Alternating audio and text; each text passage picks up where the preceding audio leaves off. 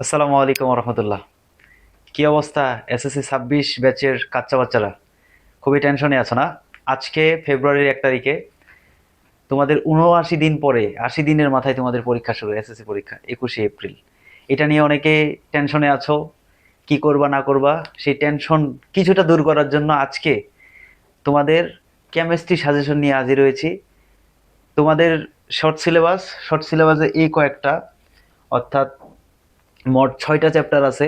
তো এই 6টা চ্যাপ্টারের মধ্যে তোমরা যদি 4টা চ্যাপ্টার অ্যান্সার করো, তাহলে ইনশাল্লাহ তোমরা 4টা সৃজনশীল অ্যান্সার করে আসতে পারবা।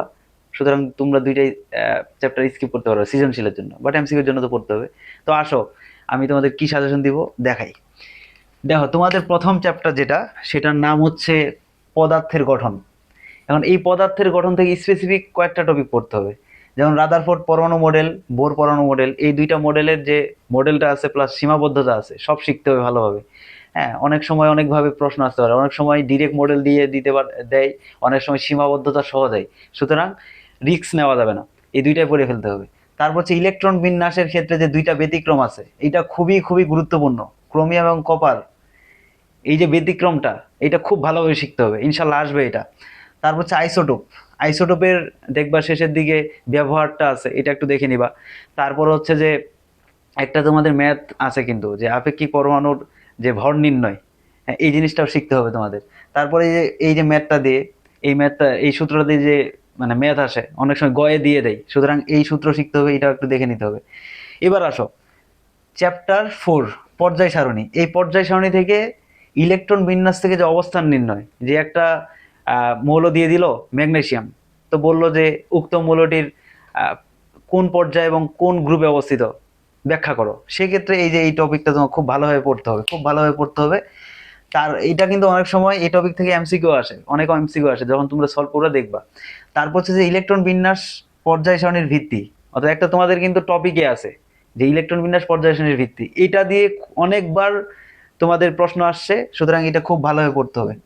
তারপর লাস্টলি যেটা বিভিন্ন পর্যায়বৃত্ত ধর্ম, তোমাদের পর্যায়বৃত্ত ধর্ম মেনলি 6টা দেওয়া আছে। তো তোমাদের একটা শর্ট ট্রিক শেখাই, সেটা হচ্ছে যে বিডিপিও। এই যে বিডিপিও, এই চারটা যে লেটার, চারটা যে তোমার লেটার দিছে, এই লেটার দিয়ে যে একটা ওয়ার্ড হয়েছে বিডিপিও, এটা দিয়ে তোমরা মনে রাখতে পারো পুরোটাই। এই চারটা, যেমন বিজারণ ধর্ম, তারপর হচ্ছে ধাতব ধর্ম, পারমাণবিক আকার, আর হচ্ছে অক্সাইড মূলের ক্ষারীয় ধর্ম। এই চারটা ধর্ম তোমাদের বাম থেকে ডান দিকে গেলে কমে, এবং গ্রুপের ক্ষেত্রে উপর থেকে নিচের দিকে বাড়ে। আর বাকি যে যতগুলো ধর্ম আছে, সবগুলোর ক্ষেত্রে তার উল্টাটা ঘটবে, অর্থাৎ পর্যায় সারণীর বাম থেকে ডান দিকে গেলে বাকি আহ, ধর্মগুলো হচ্ছে বৃদ্ধি পায়। আর গ্রুপের ক্ষেত্রে উল্টাটা হয়, যে উপর থেকে নিচের দিকে গেলে হচ্ছে কি হয়, হ্রাস পায়।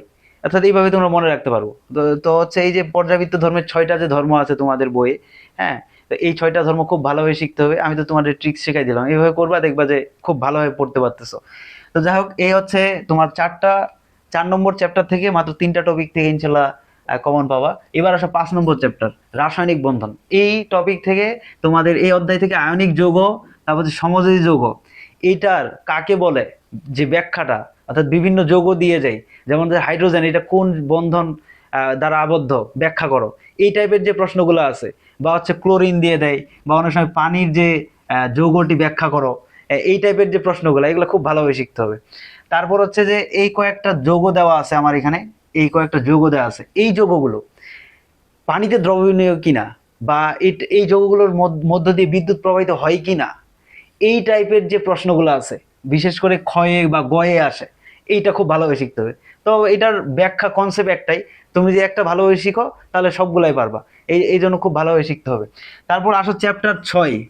এটা আমি বলবো যে অনেক ম্যাথ থাকে, তোমাদের যদি ভয় লাগে এটা স্কিপ করতে পারো পরীক্ষার জন্য, মানে সিকিউ এর জন্য, বাট এমসিকিউ এর জন্য তো পড়তে হবে, লিটারালি পড়তে হবে তোমাকে। হ্যাঁ, ওই জন্য এটা আর ওইভাবে বলি নাই যে বিভিন্ন ম্যাথ প্র্যাকটিস করবা। তারপর আসো যে 7 নম্বর চ্যাপ্টার, যেটা রাসায়নিক বিক্রিয়া। এইটার ক্ষেত্রে কি করবা, এইটার ক্ষেত্রে রাসায়নিক বিক্রিয়া বিভিন্ন ধরনের হয়, এগুলোর নাম আছে, কিভাবে হয়, বা ওইটা যৌগ দেখে চিনবো কিভাবে যে এটা এই বিক্রিয়া, এবং বিভিন্ন উদাহরণ আছে, এইগুলো খুব ভালোভাবে শিখতে হবে, এইগুলো থেকে সিকিউ আসে। হ্যাঁ, এবং লাস্টলি তোমাদের যেটা তোমরা বাঘের মতো ভয় পাও, আসলে বাঘের মতো ভয়ের কিছু নাই, এটা খুবই ইজি চ্যাপ্টার, বাট তোমরা ভয় পাও আর কি, যে চ্যাপ্টার 11, খনিজ সম্পদ। এটাও তোমাদের আমি ওইভাবে সাজেশন দিচ্ছি না, জাস্ট এই যে 4টা চ্যাপ্টার আছে, তিন, চার, পাঁচ এবং সাত, এই চারটা চ্যাপ্টার তোমরা যদি খুব ভালোভাবে শিখো, ইনশাল্লাহ সিকিউ এর ক্ষেত্রে কমপক্ষে আটকাবা না। চারটা, যেহেতু তোমাদের সাতটা সিকিউ দেওয়া থাকে, সাতটা থেকে তোমাদের চারটা দিতে হয়, তাহলে তো চারটা চ্যাপ্টার থেকে চারটা পাচ্ছই, ইনশাল্লাহ তো পাবাই। হ্যাঁ, সুতরাং এইটা নিয়ে পেনি করার কিছু নেই। কিন্তু এমসিকিউ এর জন্য কিন্তু খুব ভালোভাবে কনসেপ্টগুলো ক্লিয়ার রাখতে হবে সব অধ্যায়গুলোর। তো ইনশাল্লাহ তোমাদের তোমাদের যদি কারো কোনো সমস্যা থাকে কেমিস্ট্রির ক্ষেত্রে, যে এই টপিকটা বুঝতে পারতেছি না, এই টপিকটা বুঝতে পারতেছি না, আমাকে জানাইতে পারো। আমি ফ্রি হলে ইনশাল্লাহ তোমাদের ওই ওই বিষয়ে ক্লাস নিয়ে নিব। আর আরেকটা বিষয় হচ্ছে, তোমাদের শীঘ্রই জীববিজ্ঞান নিয়ে এরকম একটা সাজেশন আসবে। ভালো থাকো, সুস্থ থাকো, আর সময় নষ্ট করবা না। বাবা মায়ের কথা মতো চলো, আর ভালো হয়ে পড়ো। দোয়া রইল। আসসালামু আলাইকুম রহমতুল্লাহ।